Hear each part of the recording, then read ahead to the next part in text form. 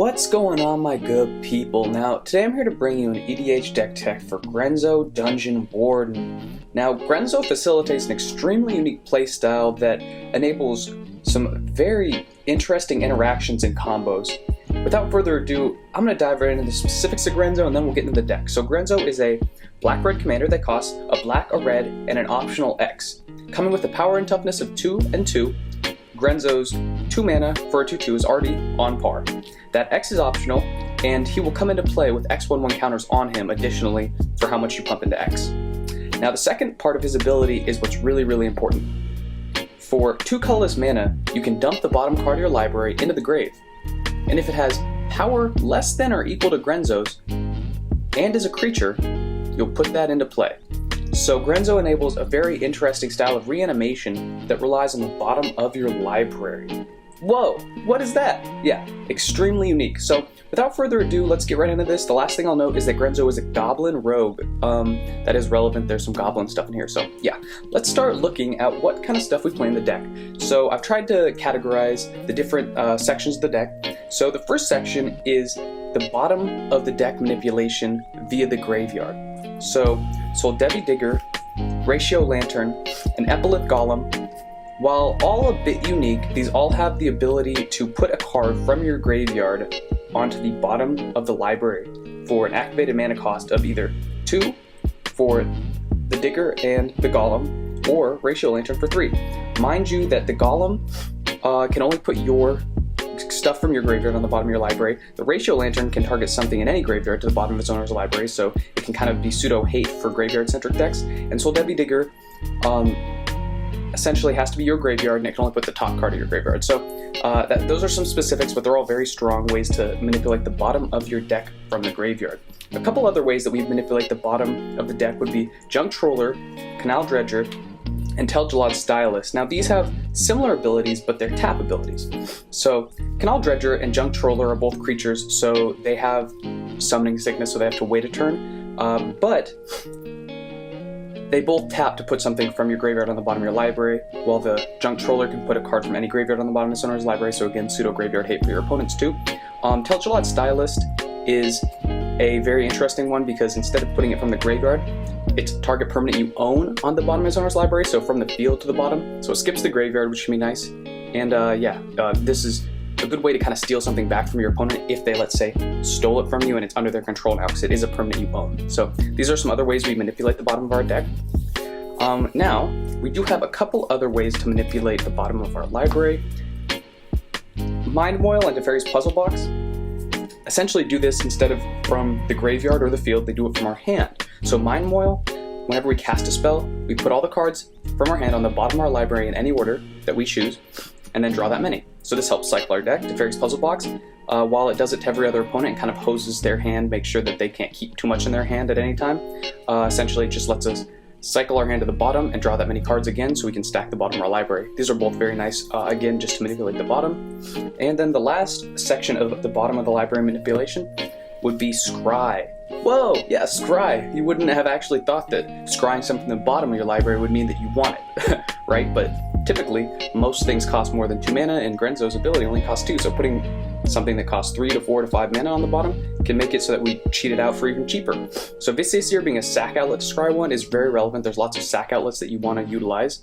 And Crystal Ball being able to tap for a colorless and itself to then scry two, can also help manipulate the bottom. So these are both very good cards for that reason. Okay, so that's essentially all the bottom of the library manipulation.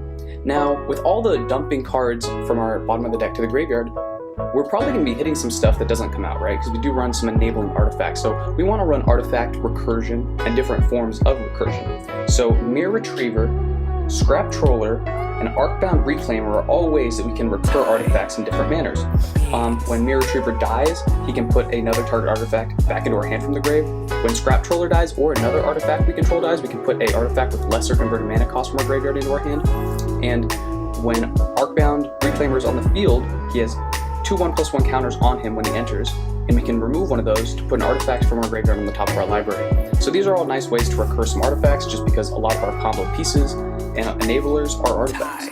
A couple other ways that we do recur our cards from the grave would be Entomber Exarch and Felon in the Third Path. Felon in the Third Path makes us a token until the end step that is also an artifact in addition to whatever types it is, but it can essentially just make a token from our graveyard of any target creature. So that's pretty clutch for 2 colorless and a red and tapping it. And Entomber Exarch is a versatile card because it can either add a creature from our grave to our hand, or it can let us look at an opponent's hand and snipe a non-creature card from it and have them discard it. So that has a bit of nice versatility. Now, a couple of real big enablers in the deck that just make what we're doing so much easier, let us filter our deck, get tons of advantage, are Clark Clan Ironworks and Ashnod's Altar. These let us sack either an artifact with the Clark Clan or a creature with the Ashnod's Altar to make 2 colorless mana. So all of a sudden we can turn either 1 artifact or 1 creature into 2 mana, which is a Grenzo activation. Very, very strong. Yeah, these are, while a bit more pricey, these are definitely what you need in the deck to really help make the combos work. The last enabler that we're going to be running that really helps put us either into the positive with a cycle to make more than just break even with a cycle of different cards or just get tons of value with Grenzo is Heartstone. This makes our activated abilities of creatures cost 1 less, so making Grenzo's ability cut in half to only be 1 colorless mana to dump the bottom card and get it out of the field if it's a creature with power equal to or less than him is clutch. This card's very, very strong and really puts a lot of work in. Now, we do have a couple cards to get additional value off of our sacking creatures because we really do run a lot of sack stuff. We want to be dumping cards to our graveyard, bringing them out, sacking them, putting them back on the bottom, bringing them out again with Grenzo, like lots of cycling. So we want to be able to have some of those aristocratic abilities to get additional value. Pawn of Ulamog and Pitless Plunderer both do that whenever another creature, essentially non-token creature, would die typically. At least that's the clause with Pawn of Ulamog, a non-creature, and whenever a creature besides itself would die with Pitless Plunderer, you essentially get to make either a token with Pitless Plunderer that can sack itself for a mana of any color, a treasure token, but it is an artifact, so with the Clark Clan that can become 2 colorless. And Pawn of Ulamog makes a 0/1 colorless token which can sack itself for 1 colorless. So these are both good ways to get additional value, and yes, this makes a creature, this makes an artifact, so if we have either Clark Clan or Ashnod's Altar, these all of a sudden are making even more value, so just very strong cards. Now, one more semi-aristocratic way that we're going to get value off sacking creatures is Draw Scorpion. This card says that whenever it or another artifact creature is put into a graveyard from play, we can untap an artifact. So this lets us untap mana rocks, untap some of our guys that tap to put stuff on the bottom of our library, just enables a lot of other shenanigans. Yeah, very strong card for this deck for sure. Now, the next category is Imprint. These are very interesting cards. So Clone Shell and Summoner's Egg both have an imprint ability, but they're different. So Clone Shell is very, very strong in this deck because it lets us look at the top 4 cards of our library when it enters, put 1 imprinted on this, that when this dies, it will bring that card into play if it's a creature. So it cheats creatures out. And the other 3 from that 4 that we look at, we can stack to the bottom of our library in any order. So this card just does everything we want. It enables us to stack the bottom of our library, cheat cards out that are creatures when it dies, so this is super strong. And Summoner's Egg essentially just imprints a creature from our hand, and when it dies, it brings that creature into play. So if we have a creature stuck in our hand that we would rather not cast, this is a way to cheat that out, so this is also really good. Now, a couple of more combo-y cards that can really get us a lot of value would be Workhorse and Cathodian. Now, these both essentially let us create mana. So when Cathodian dies and is put into a graveyard, it makes 3 colorless. So this is a way to start making additional mana when we're kind of cycling it and sacking it, putting it to the bottom, bringing it out again. Very strong. And Workhorse enters with 4 1/1 counters, and we can remove a 1/1 counter from it to make a colorless. So essentially this is a nice way to, let's say we have the Clark Clan Ironworks or Ashnod's Altar, we can remove 3 of those to make 3 colorless, sack it to either one of those to make 2 more, and now we have 5. So that's a very strong way to get a lot of mana and hopefully be able to start a cycle. So these are very strong combo-y cards. A couple tutors we run would be Godo Bandit Warlord, and Corpse Connoisseur. Corpse Connoisseur dumps any creature from our deck to the grave, so this can help us get combo cards out of our deck or just value engines out of our deck and then get them into the grave. Then if we have stuff to manipulate our grave and put them to the bottom, we're live. Godo Bandit Warlord, we do run a fair amount of equipments. So this can either get us some of our protection for Grenzo or another card that can kind of be a way to also make combos happen. So we'll get right into that right now. Let's look at some of those different equipments we run. So protection-wise, we do run Swiftfoot Boots, Lightning Greaves, and Cloaked Dagger. Swiftfoot Boots and Lightning Greaves, just both ways to give haste and protection from targeting, very good. Cloaked Dagger is unique, being that it doesn't get run in many decks, but essentially it gives our creature protection from being targeted, and +2/+0. But it does have an equip cost of 3, yet if a rogue enters the battlefield, it can just equip itself to it. So since Grenzo's a rogue, this just equips itself to Grenzo, which is really nice. So essentially another copy of Lightning Greaves or Swiftfoot Boots. And the last card that we do run that's a bit more combo-y that we can search out with Godo Bandit Warlord is Nim's Death Mantle. This card's really clutch, being able to pay 4 whenever any creature of ours dies, to then put that creature back onto the battlefield equipped to this is very, very strong, because this is a way to kind of create other combos, essentially. So yeah, this is really good. Now, a couple just artifact support cards. Of course, Sensei's Divining Top. We want to make those land drops, so manipulating the top of our library to know what's up there is very strong, as well as being able to know what's up top of our library so we can scry it to the bottom is nice. And Foundry Inspector just makes all of our artifacts cost 1 less. So this helps kind of maximize our casting costs, helps us get additional value out of how much we're paying. So that's really good, I think. Because we do run a lot of artifacts, if you haven't noticed. So now onto this deck does what it does and doesn't really care what your opponents are doing, and hopefully they just don't totally kill us. So we do run a small amount of interaction. These are all creatures that essentially enter the battlefield to then take care of one of our opponent's creatures. Big Game Hunter destroys a creature with power 4 or greater on entering. Ravenous Chupacabra pops a creature our opponent controls, and Duplicant imprints target creature by exiling it that our opponent controls, and then gets power and toughness equal to it. So these are all essentially spot removal with Grenzo, and what's cool about this is if we know they're at the bottom of our library, we can use them at instant speed with Grenzo's activated ability, because it can dump it to the graveyard and bring it out at any time that we have priority, so that's really nice. Now onto one of the bigger engines of the deck is the Goblins. So we run a fair amount of Goblin Tutors to make sure that we are getting access to our Goblin engine, because there's some very strong Goblins that we run. So Goblin Recruiter on ETB lets us just stack as many Goblins as we want from our deck to the top of our library. So with the Scry outlet, we can all of a sudden cheat those out really easily, or just make sure we get some of our combo pieces accessible within the next couple turns. Bogart Harbringer just lets us stack 1 Goblin to the top, but sometimes that's really all you need. Goblin Matron adds a Goblin from our deck to our hand on entering. And Maud Catcher is really clutch, being not a Goblin, but a tap 3 and itself to search any Goblin to your field is very nice to just cheat something out at the end phase before your turn, or any other way that you want to do that. Essentially just gets you access to the Goblin engine. So those 4 Goblin Tutors. Now, a bit of why the Goblin engine is so strong is Goblin Engineer and Goblin Welder. These are both artifact recursion, essentially, while this Goblin Welder can tap to sack any artifact you control and bring an artifact back from your grave. It doesn't matter converted mana cost, so this is really generic and strong for that. Goblin Engineer can tap a red and itself to sack an artifact you control and bring any artifact back that's converted mana cost 3 or less, so it's a little more restricted. But Goblin Engineer is actually so strong in this deck. It's a recent card that just came out, but on ETB it also dumps any artifact from your deck to the grave.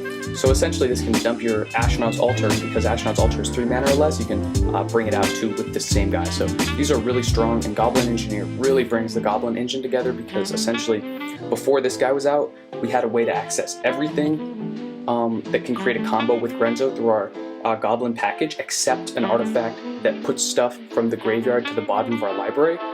So this lets us get the Ratio Lantern, Soul Devi Digger, yeah, so this gets a lot of stuff that we need, so these are really strong. Skirk Prospector is a really nice Goblin, because it lets us sack a Goblin to make a red mana, so it kind of has that same Ashnod's Altar, Clark Clan Ironwork-esque ability, but it only creates 1 instead of 2, so that's good. Mad Auntie is a tap ability to regenerate target Goblin, and also gives all our Goblins +1, so that can be nice. It's a nice kind of utility card. Goblin Chieftain and Krenko are very strong pieces for either getting tons of advantage, comboing. I mean, these are just really phenomenal cards. So Goblin Chieftain gives all of our other Goblins +1 in haste, and Krenko mob boss can tap itself to put X 1/1 red goblin creatures into play, tokens that is, where X is the number of goblins we control. So this just gets exponential. If we can cycle him to the bottom, get him out again, with like Skirk out, we can just make infinite mana, infinite tokens. So these are very strong, really, really crucial in the deck, I would say. Murderous Redcap is kind of our infinite combo win condition, just because it ETBs to deal damage to creature or player equal to its power. So essentially, once we get infinite, if we can just cycle through our deck and find this, and then just cycle this guy to pop all of our opponent's life to 0. It also has Persist, so it gets a little extra value when you sack it, because it'll come back an additional time without any work, so that's nice.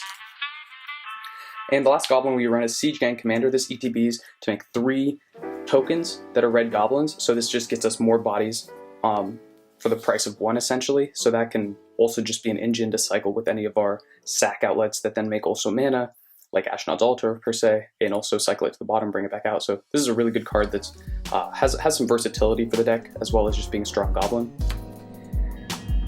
Okay, you guys still with me? We're gonna go on to the mana ramp, a bit about the mana base, and then we're done. So, of course, Soul Ring, Welfar's Bauble, Color Fixing, Rakdos Signet, Vessel of the Endless Rest. This is really good because it ETBs to put a card from a graveyard on the bottom of our library, so while it's mana ramp, it also kind of does that recursion thing where we can stick something to the bottom to get it out with Grenzo. And Warren Power Stone. While this card is not like insanely good in a lot of decks, just being a 1 artifact that then taps for 2 mana is essentially one artifact that is 1 activation of Grenzo, so that's pretty clutch.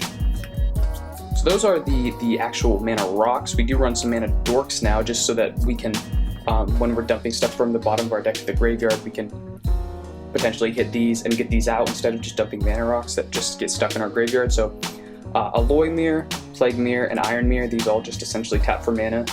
The Alloy can tap for 1 of any color, the Plague will tap for a colorless, and the Iron one will tap for a red. So these are just some mana dorks. Now, a couple other cards that are really nice value engines to cycle that also get us additional mana. So Pilgrim's Eye ETBs to search our library for a basic land player to our hand. If we can cycle this every turn, we're not typically drawing cards with this deck, so this will help us just make sure we're making those land drops. Burnished Heart has the activated ability to pay 3 mana, sack it, and then search out 2 basic lands to the battlefield tab, so this is phenomenal mana advantage if we can cycle this every turn. Solemn Simulacrum, do I really need to talk about this? ETBs to search a mana to our battlefield tapped. That's a basic, so that's really nice. And when it dies, it draws a card. So just again, some nice mana ramp. And the last one is Crypt Gas, making all of our swamp mana tap for an additional black. Just makes all of our swamps become 1 mana activations of Grenzo, which is just very strong. So yeah, that's essentially the bulk of the deck. But we do run obviously the land. I'll quickly go over just a couple ratios. I don't need to spend too much time on this because you guys can really probably find out how you want to run the mana base on your own terms. But we run 12 mountains, 12 swamps, and then we also run a grid of, I'll count out 1, 2, 3. We run 14 other lands that are not basics. So of course Command Tower, but I'll just highlight a couple.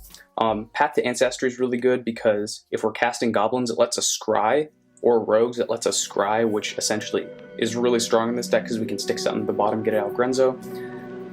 Temple of Malice, also a scry when it enters, so this is a really nice card to then just stick something at the bottom again. Forgotten Cave and Barren War are essentially just cycling lands that for 1 red or 1 black can just pitch themselves to the grave, draw cards. That's a bit of a nice filter. Bajuka Bog, if you're running black, you probably just want to run some graveyard hate. Command Beacon, if Grenzo's getting hated out of the game a lot, and he's racking up a lot of commander attacks, this can just be a way to kind of mitigate that for a turn, to cast him from your hand. And the last one I want to really highlight is Buried Ruins. This, while tapping for 1 colorless, can also tap for 2 colorless and itself to then sack and return an artifact from our grave to our hand, so that's really nice. So Evolving Wilds, Terramorphic Expanse, Orc Landscape, and Jund Panamora are all just essentially cheap